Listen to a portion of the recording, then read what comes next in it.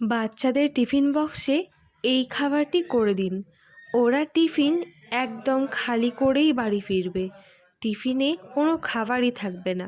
অবশ্যই ভিডিওটি শেষ পর্যন্ত দেখে যাবেন। আপনাদের সবার এই ভিডিওটি অনেক পছন্দের হবে আমি আশা করছি। তো আর দেরি করব না, ভিডিওটি শুরু করছি। বাড়িতেই তৈরি করব ইস্ট। তার জন্য এখানেই হালকা গরম জল নিয়ে নিলাম, ওতে দিয়ে দিলাম 2 চামচ চিনি, তারপরে দিয়ে দিচ্ছি ময়দা এখানে পরিমাণ মতো দিতে হবে। প্রথমে অল্প দিলাম, তারপরে একটু গুলিয়ে নিয়ে আরও অল্প দিলাম। অল্প অল্প করে দিয়ে এই রকম ঘনত্বের একটা ব্যাটার করে নিতে হবে। তো এখন ইস্টের জন্য ব্যাটার একদম রেডি। এবার এরকম একটা সাদা পলিথিন নিতে হবে, তারপরে এর ভেতরে ওই ব্যাটারটা এইভাবে দিয়ে ভালোভাবে মুখ বন্ধ করে দিতে হবে। পরবর্তী ধাপে আমাদের যেটা করতে হবে সেটা হচ্ছে, এখানে দেখুন একটা সুচ নিয়ে নিয়েছি, তারপরে এইভাবে ফুটো করে দিচ্ছি। অবশ্যই ছিদ্র করবেন, তা না হলে কিন্তু দুর্গন্ধ ছড়িয়ে যেতে পারে।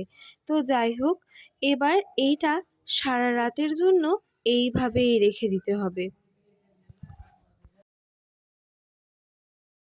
তো সকাল হয়ে গিয়েছে, এখন আমাদের যেটা লাগবে সেটা হচ্ছে ময়দা এখানে নিয়ে নিয়েছি 2 বাটি মতো। এবারে চলে যাচ্ছি পরবর্তী ধাপে। এখানে নিয়ে নিয়েছি হালকা গরম দুধে এখানে স্বাদ মতো চিনি দিয়ে দিতে হবে। তারপরে এটাকে ভালো করে মিশিয়ে নিতে হবে, দুধের সঙ্গে চিনিটা যাতে খুব ভালো করে মিশে যায়। তারপরে এখানে স্বাদ মতো লবণ দিয়ে দিতে হবে, তারপরে আবারও ভালো করে মিশিয়ে নিতে হবে।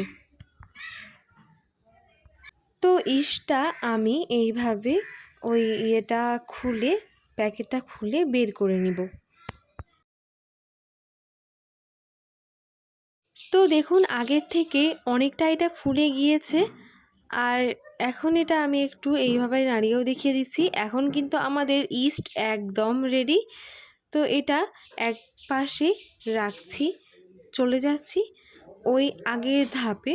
তো ওই যে ময়দা 2 বাটি মতো রেখেছিলাম, তাতে এখানে দিয়ে দিচ্ছি ওই ইস্টটা এর মধ্যে দিয়ে দিতে হবে। তারপরে ভালো করে ইস্টের সঙ্গে ময়দাটা ভালোভাবে মিশিয়ে নিতে হবে। মেশানো হয়ে গেলে অল্প অল্প করে দুধ দিতে হবে আর আবারও মেশাতে হবে। তো এখানে তারপরে দিয়ে দিচ্ছি সাদা তেল 2 চামচা।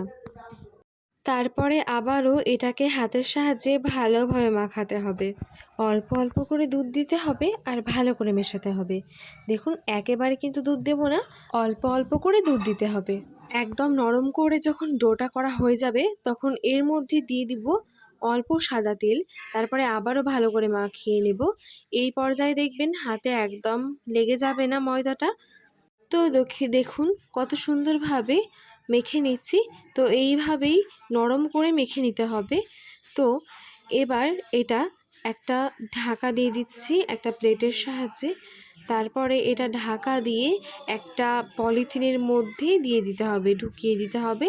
তারপরে মুখটা খুব ভালো করে মুড়ে দিতে হবে যাতে বাতাস একদম বেরোতে না পারে। তো ফিরে এলাম প্রায় 20 মিনিট পরে, এইভাবেই রেখে দিয়েছিলাম। তো এবার দেখুন এইরকমভাবে করে নিলাম, উঠিয়ে নিলাম। আর এটা ঠিক কতটা ফুলে উঠেছে সেটা তো দেখতেই পারছেন। তো এবার দেখুন ভেতরে যে বাতাসটা আছে সেই বাতাসটা একদম বের করে দিতে হবে। আবারও এইভাবে আলতো হাতে ভালো করে এটাকে মেখে নিব। তো এবার হাতে অল্প সাদা তেল মাখিয়ে নিতে হবে। তারপরে এইভাবে হাতের মধ্যে নিয়ে এইরকমভাবে ওই ডোটাকে এইভাবে নিয়ে এরকম করতে হবে, ঠিক যে এরকমভাবে দেখছেন আপনারা, ঠিক সেই রকমভাবেই করতে হবে। তো এবার এটা যেই পাত্রে এটা আমি করব, এই খাবারটা করব, সেই পাত্রে করে দিতে হবে, বসাতে হবে। তো এবার দেখুন এখানে আরও একটু তেল উপর থেকে দিয়ে দিলাম। এবার এর মধ্যে ওই পাত্রটার মধ্যে একটু সাদা তেল ভালোভাবে মাখিয়ে নিতে হবে। এই যে আগে থেকেই মাখিয়ে নিয়েছি সাদা তেল। তারপরে এইভাবে এই ডোটা ওর মধ্যে দিয়ে দিতে হবে। এরকম হাতে করে কিন্তু এরকম এরকম করে নিতে হবে, ঠিক যেরকমভাবে ভিডিওতে দেখছেন ঠিক সেই রকমভাবে। তারপরে বসিয়ে দিতে হবে। তারপরে ওই পাত্রের মধ্যে ভালো করে হাত দিয়ে চেপে সেট করে নিতে হবে এই রকমভাবে। ভালো করে সেট করে নেওয়া হয়ে গেলে তারপরে এটা ঢাকা দিয়ে কিছুক্ষণের জন্য 15 মিনিট মতো রেখে দিতে হবে। তো 15 মিনিট পরে ফিরে এলাম। তো এবার যেটা করতে হবে সেটা হচ্ছে এই যে এখানে নিয়ে নিয়েছি কমলা কালারের ফুড কালার। তো এটা উপর থেকে এইভাবে একটু ব্রাশ করে দিচ্ছি। এতে কি হবে, কালারটা খুব সুন্দর আসবে, দেখতেও খুবই ভালো লাগবে।